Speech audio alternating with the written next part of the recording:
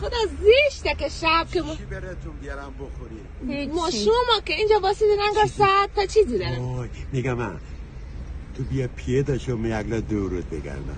خدا تو پیاده شو یگلا من دورت بگردم. خدا نکنه. چرا اینقدر خوشگلی؟ خدایا چرا خوشگلی؟ خدا من ببین که موجودای خلق میکنه والله همه باید شکرش بکنن. آدم نگاه میکنه لذت میبره کیف میکنه به قرآن. پسه بیارم بخوریم. من خیلی شما را دوست دارم. گفت نزن چرا اینقدر خدا قسم میشه من اومدم داره مغازت نه بچه من خود ساعت 4:30 اومدم داره دکو تا کی مغازه؟ تا که امروز نه بعد از ظهر شبا تا 8 بیشتر نمیتونیم باشه. در میبندم یه پیش یکی دورت بگردم. نه خدا نه اینقدر خوشگلی. کی برم بیشینم حرف بزنم؟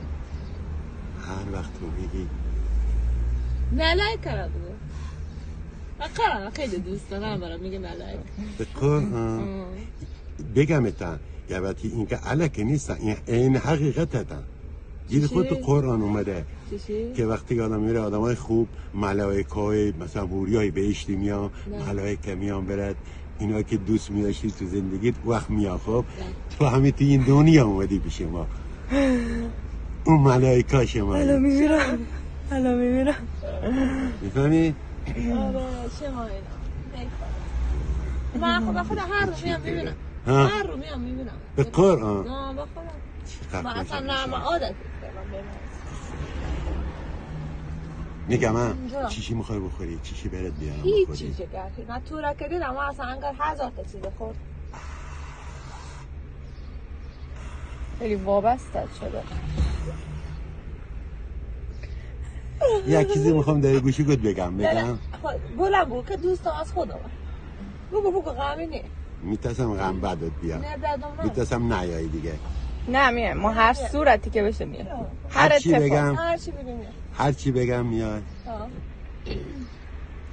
میخوام دو جا بمکم. کجا؟ بگم یک؟ بگو.